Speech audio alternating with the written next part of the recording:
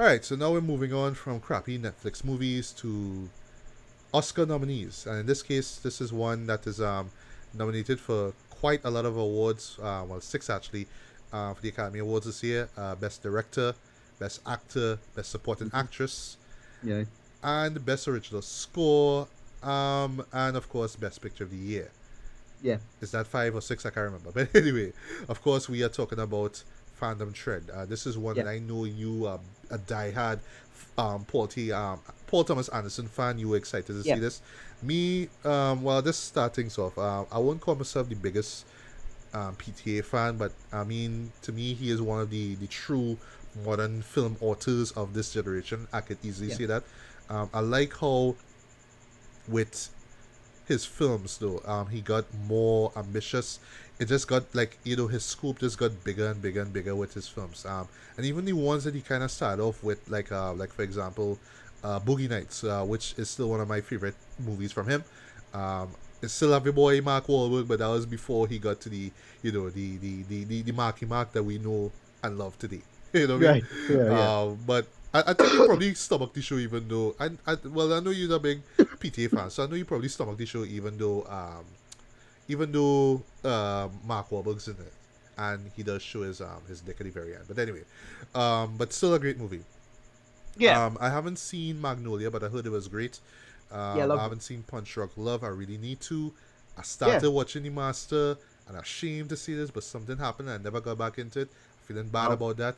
I haven't seen Inherent Vice because I heard bad things about it. Yeah. But Well, Inherent Vice out of his entire filmography, I'll say Inherent Vice is probably the one I like the least. I don't know about worst, but I was underwhelmed with that in particular. It really felt like our first draft edit. right, right. And I like the Yeah. style of it, like the style of how it looked in the trailer, the sort of Right. neo noir kind of vibe. But to me, the one movie that really showed me how great of a director he is was There Would Be Blood. Yeah. That was the movie that just hooked me, boy. That music, powerful music score, so dark and dreary.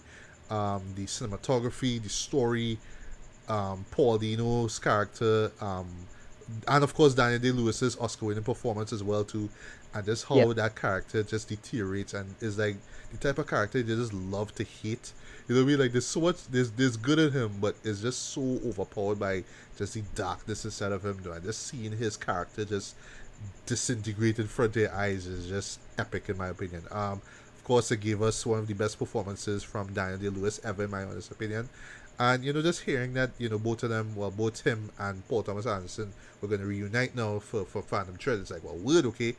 Are Yeah. we going to get that same high caliber, um, you know, are we gonna get that same high caliber performance from Daniel Day Lewis? Is Paul Thomas Anderson gonna come through, with a solid directing, with a solid film here? We're not too sure. Well, I wasn't sure, honestly, but I heard a lot of great things about it last year. I know it made a lot of people's top 10 lists, but unfortunately, we didn't get to see it till literally a couple days ago. So, Ricardo, I know Right. you love PT a lot, so yeah, gush over this man. But tell me Yeah, no, why you love this yeah, guy so he's much.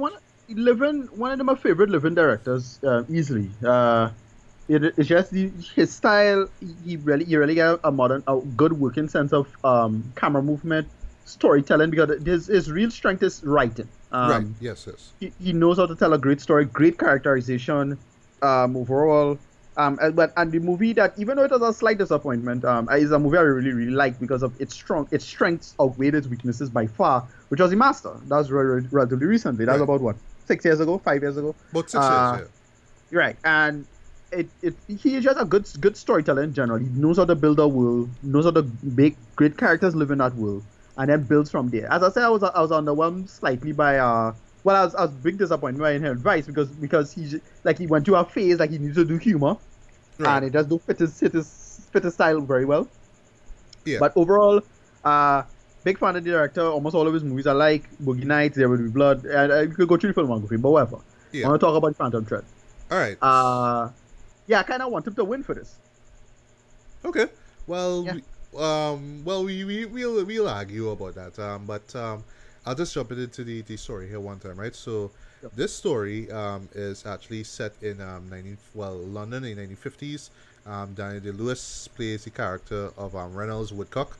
He is a famous fashion designer at the time. He makes women's dresses, and he is a literal artist in every sense of the word. You know, he puts a lot of time and effort into designing these dresses, right? And one thing about him, you know, because he's designed dresses, he has to interact with people. So he interacts with women, of course.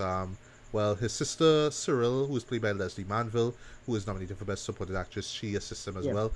She is the one person who knows him inside out because basically we learn early on that he lost his mother at some point in time in his life, and you know he still misses her and stuff like that. And he has a lot of you know, he has a lot of he's insecure. You know, he has a lot of you know character Let's just flaws say and all that kind of stuff. You pathologies. know, so there's certain things that people do that you know that that offend him, and not to the point that he will like straight up cuss you out, but he'll just kind of express how annoyed he is, and you'll just kind of push you aside. So to him, that's how he sees people. It's just like, all right, I just want to be alone. I want to be working on my craft. I want to be designing Right. this stuff. But if I need you to help me out, you'll come through. But that's all I need you for. That's your help. But all that changes though when one day well, actually, I believe he's on vacation, and he Well, he runs. goes. We'll talk about that because I don't think it's vacation, but we'll talk about that. Yeah, well, Yeah. he just kind of steps out for a while. He just steps out of the house literally because you know he's living good and everything. And he meets a waiter. Work at a restaurant. Her name is Alma Elson. She's played by Vicky Cripes or Cripes. I Yeah. think that's how you pronounce it.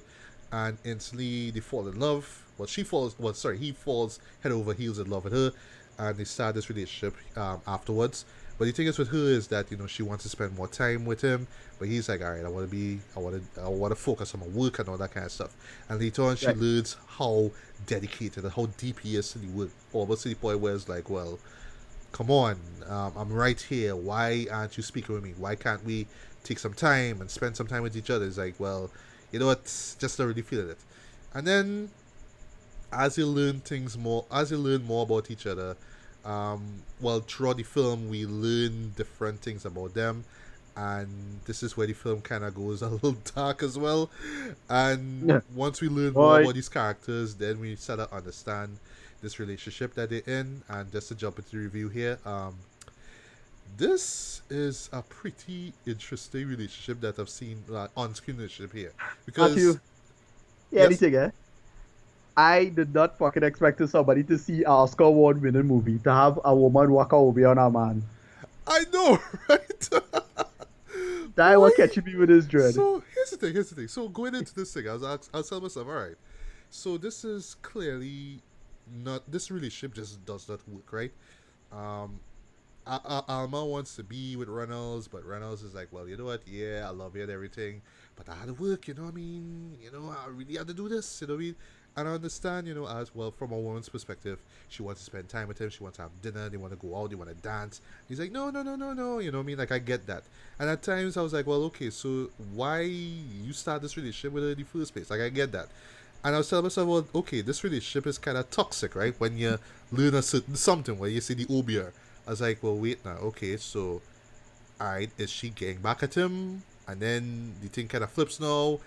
I don't want to spoil anything beyond that, but then to me, this film really shows how toxic the relationship is, but not in an yes, and I use toxic. Good use of the word toxic. No, That's all I have to that say. But we had to talk about that because okay, yeah, so for me, this movie has a really strong, is a really strong character piece. yes, it is. It is. Right. Incredibly strong character piece, good world building. Because the more and more I think about it, I had to watch it a second time. Me too, actually. Me too. But But the more and more I think about it, I'll talk the about smarter it the gets. second viewing in a bit. But continue. Yes.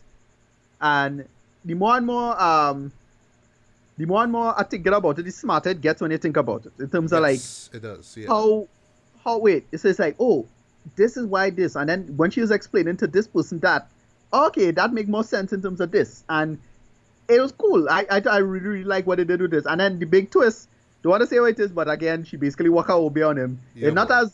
not as gross as that if you want to make that point, but it's basically that. Yeah. But you'll see. And a lot of it was great. Like, first of all, it's impeccably shot. Oh my god, this is a gorgeous, gorgeous Yeah. looking movie. Like I was watching this thing and I was like, like to me, with this movie here, I felt that PTA was harkening back to classic British cinemas. Like I was Yeah. seeing bits of like Rebecca from Alfred Hitchcock. I was seeing Barry Barry Lyndon. Lyndon. Yeah. Perfect example, Barry Lyndon. Barry Lyndon. Not Yeah. just stuff for the costume design and the decor and the set design, but the music, which I am rooting for to win Best Original Score. This Yeah. Look, score I'm a is huge fan of Johnny Greenwood. brilliant. Johnny Um, Greenwood always like kills it. his script. Like Wow. I think one of the big highlights of the master was its soundtrack. Okay, I Uh haven't heard that one.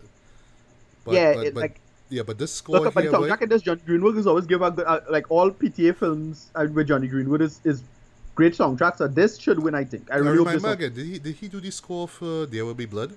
Because I I think he love the did. score for this one. I Yeah. really did. Okay, well, weird, yeah, but this score is like classic, jazzy, Yeah. rock back on a chair and sip some Yeah. orange juice kind of vibe, boy. Like, I could see myself just like on a Sunday morning, just relaxing, chilling, and listening to this soundtrack. It is so smooth. But what I like though is not just laid back and jazzy and thing. It does get a little darker. It does get a little bit more thematic and a little tragic, a little bit more serious. Throughout the later on in the film, but just that opening song though, that song that they use during the intro, I love that piece. Um, but yeah, cinematography looks gorgeous as well. Another Kubrick movie that I was reminded of. There's one scene where you saw Daniel Day Lewis and Cripes in a car driving in the night, and if you look Yeah. like above, you see like the forests are lit. And I was Yep. thinking like a Clockwork Orange, but like that one shot where Malcolm McDowell and his Droog, sorry, are driving through the countryside, and you're Yeah. seeing that. I was like, well, wait, this is Kubrick, man, I'm loving this. Yeah. Yeah. But you know what I mean? So it's like PTA just drawing from authors, and being his own author as well, not just with the story which he wrote, but just the way how it's told, the way how it's shot, the camera movement and all that kind of stuff. Um, Acting superb, superb, Yeah. superb, superb. Daniel Day Lewis. I mean, saying that he delivered a great audience is great performance. Sorry, is like saying Meryl Streep gave a great performance, like what we said last time with the Right. post. Like you know what to expect from him. And while he didn't do any There Will Be Blood meltdowns, I mean he does get angry at some point in time in the film, of course, because he is dealing with people who are testing his patience, right? But it wasn't to the point where it's like he was flipping out and going crazy. But the way how he reacts to them felt realistic to his Yeah. character, where he's kind of quiet and he's reserved and he's to himself. So when he flips out, it's like, well, yeah, that's how I imagine him to flip out as well. Yeah. I like that he was kind of a prick. He was kind of like an asshole, but that like Well, just glaring out there. It's like, well, if you look at again, it closely, the way how he it's moves, like, well, implied. yeah, he kind of an asshole, though. You know what I mean? No, but so it's implied that he has something akin to manic depression or maybe bipolar. Yeah. Because at Yeah. some points he's really joyful and really, he Right. really wants His Alma to energy, be with but her. Next time it's like, well, no, stay away from me, please, leave me alone. right. Yeah. And Continue. Good. then it's again not spoilers. Well, as I say, we walk the obia, but it's not really spoilers. She also has a mental health problem as well. Yes, and that's something that I didn't expect too. Now, because at first I was watching this thing, and I was asking myself, okay, well, all right, she's a woman. She fell in love with this guy. She wants to be with the man. I understand. Okay, I get that, but why is she reacting to things like that? Because like there was one scene a dinner scene, right, where Yeah. this is like the first time they were quarreling, right, and the way how she was responding to him. Because he's getting angry, right? He's cursing and stuff like that. But the way how she's reacting to is almost like she didn't want to kind of go all out. She kind of hold him back. But at the same time, it's almost like she can't really take it in real life now. Like she does not Right. take criticism likely or, like normal people do. She doesn't know how to process that or something like that. So Right. there's really like an issue with how she reacts to things. It was really kind of interesting of that, and it's really good that you mentioned that too because I thought that was really what I was worried. But why is she reacting to this like that? Why she not like, like from the word go, she could have just like leave the table and bust out, but she just there like trying to fight back, but not even working out. It's just awkward, you know what I mean? But I was wondering if something was wrong with her or what, you know what I mean? So yeah. Um, Yeah. What No, else? well, Yeah. okay. So again, I'll be spoiling the film here from here on in, but Yeah. Might well, as well. Might as well. it's implied that she has what I think she has, and it ties into his personality in the worst way. As I said, it's a shared pathology, or what I call a kind of symbiosis of pathologies almost, where she has something akin to Munchausen syndrome. Okay. Right, and so because you're thinking, oh, she just doing it by anger or revenge when she does actions the first time, Yeah. and they realize no, it's a dependency culture. Yeah. So you're wondering what's going on there, and then the sister is complicit in the whole thing, Yeah. Mm-hmm. and so that whole the three of them playing that whole thing playing itself out is really fucked up when you think about it. Yes, it does. You know what I mean? Yeah, Yeah, it's like this kind of weird relationship going on between the three of them now. yeah, And before I forget, Leslie Manville, I thought was great in this though. yeah. I'd be glad if she win Best Supported. I kind of doubt it, but I thought that Right. I like her. I really like her performance. Like the way how she kind of held her own. She held her ground. She stood up to Reynolds. I always call him out and shit. It's like yo, Right, but can't be doing this. that's the most important part because okay, so again, the more and more I think about it, it was really really clever because remember they established in the early part where it had another girl and the other girl get essentially disappear. Yes. Right, so she's out of his life. But what happened is that remember she said go to the cottage, and I'll meet you there, and then she meets there with book in hand ready with the measurements thing, right? Yeah. So it wasn't a vacation. That was like largely intentional. Right. It's Yes. a big Yes. Yes. Yeah. double plan now. Mm-hmm. But the idea is that is basically a big trial by fire by testing the girl and see if she could join them, and if she's not ready, then she'll get kicked out. Yeah. And but it's testing Reynolds as well. That's why she didn't tell Reynolds nothing when the girl entered the room at the end. Now Yeah. she didn't tell him nothing. She just let him talk, and then she reacted the same way. And then he was like, "All right, well, it's your test too." And then what she react and how she react to is that third is like a triple symbiosis of psychology and psychology going on there now. That's a real good point. From a Anyway. character standpoint, that's brilliant. Because at first I thought that okay, well the sister is like kind of not aware of what's really going on behind the scenes. It's almost like she just kind of letting things play out the way they do. It's like she just don't care. No, but that's the thing. So here's the only thing that kind of ruined my enjoyment of this film. I didn't go in completely blind, Okay. right? I went in expecting a twist. Well, me too. Actually, I was wondering what is gonna happen. The first Right, I time was when like, I'm waiting when for the when, twist, when, and when my Vicky brain- does her thing, I thought, oh, is this the twist? But we still have Right. more to go. And But then I was just trying to figure out like what going on now. So in my head I was like, well, it had to be something salacious and whoa, where's the big twist at the end? And I was thinking, well, they're trying to cover up for him being gay or something, and it's like no. And is it that like it's a big plan to get like women for the sister because the sister's probably a lesbian? And like no, it's not that. Or is it that it's some kind of incest between him and the sister? I was like no. it could have been And it's that, like- but yeah.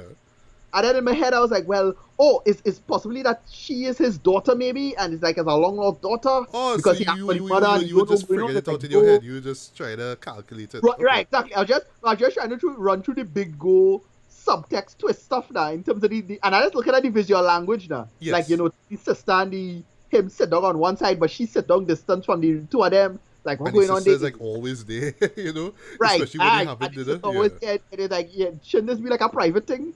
And he always asking for the sister, and I think so. I try to solve this problem, and then you realize what's going on. It's like, okay, PTA is not a man who go simple with you.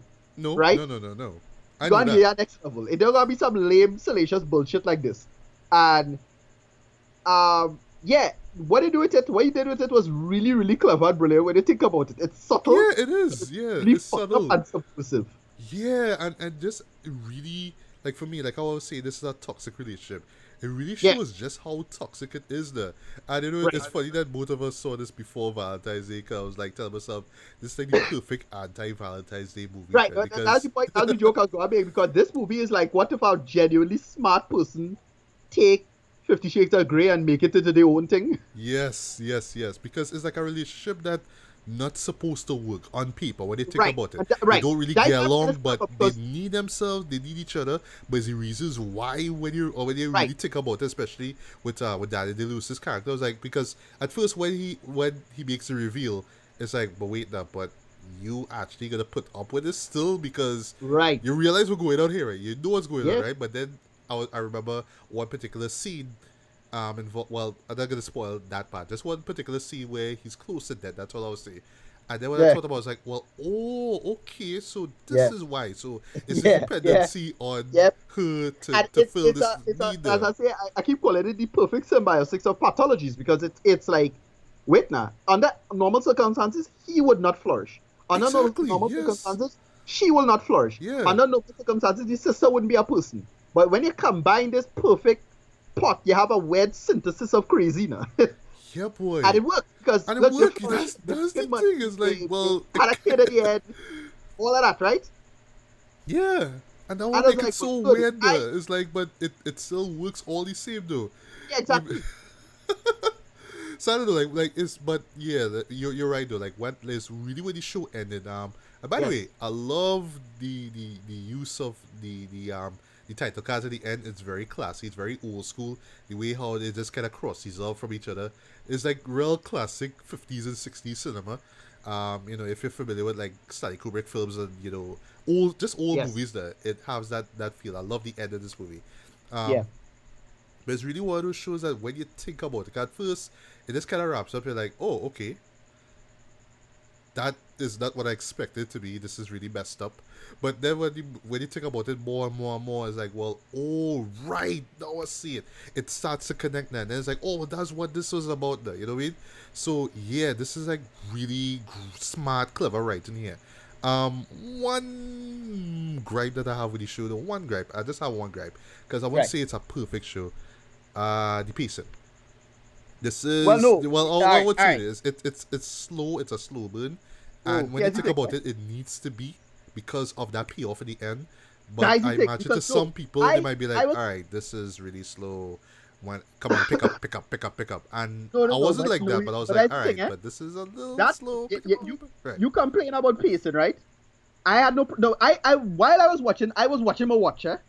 I was watching my watch because it was feeling slow at times. But You see what I because of mean? the Slow ending- at times, yeah. No, because of the ending, when you look back, it's a back pedal now. I had to go back to check back what's going on in my memory with that. It serves a perfect purpose. So it's like, in retrospect, it actually is not a bad thing. For me, at least. Right. But I do agree with you, pacing. I was watching my watch at a couple times during the film. I was like, wait, what's going on? Where is going? Kind of slow here. But in retrospect, it all serves a purpose towards that ending when you figure out, oh, this is what the fuck going on? All right. Yeah, that yeah. really makes sense.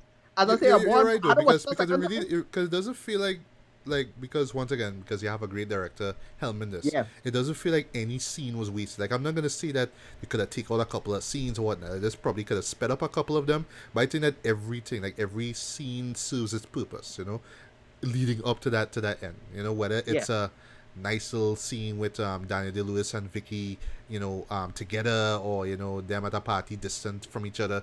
Everything kind of serves its purpose, and then when the end hits, it's like, oh, okay.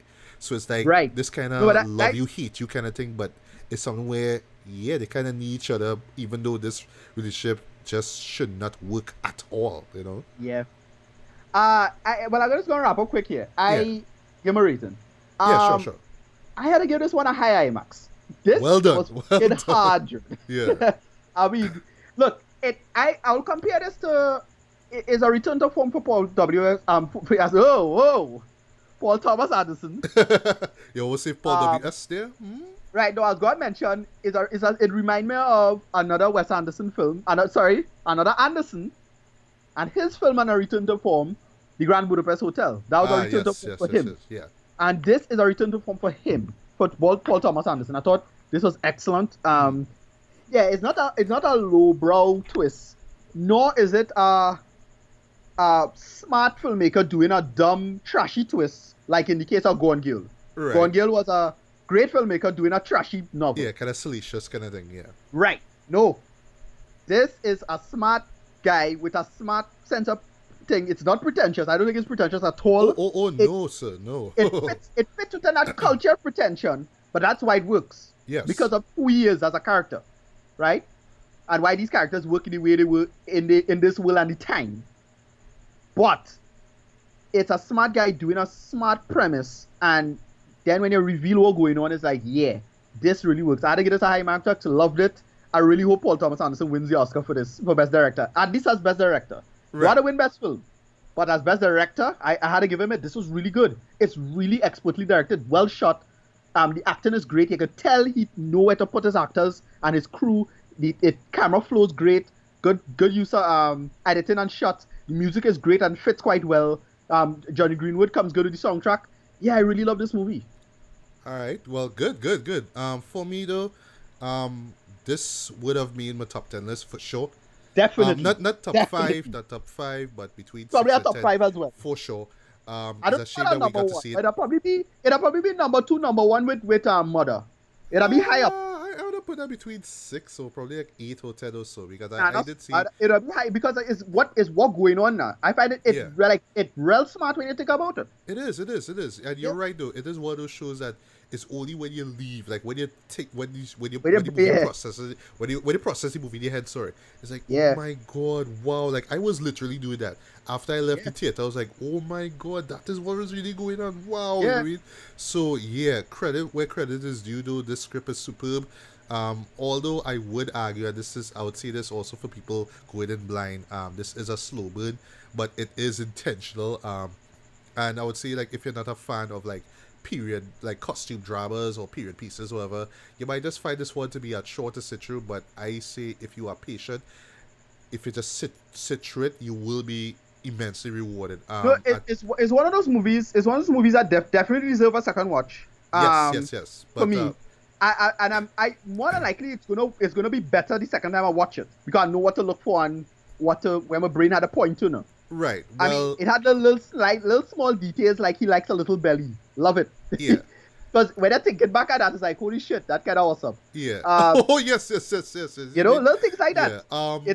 It adds up. Anyway. Yeah. But for me, unlike Inherent Vice, which doesn't hold up a second watch, this definitely does. Yeah. For me, what I was about to say is that I was worried also when I left the cinema was that okay, I love the twist. I love how it beaten me and then the hook and all that kind of stuff. But I was worried if I watch it again, would I still be drawn to this? Would I really love this film as much as I did here now? Yeah. You know, because I mean, at the moment I could only judge it for the first time I saw it, and to me, this is an excellent movie.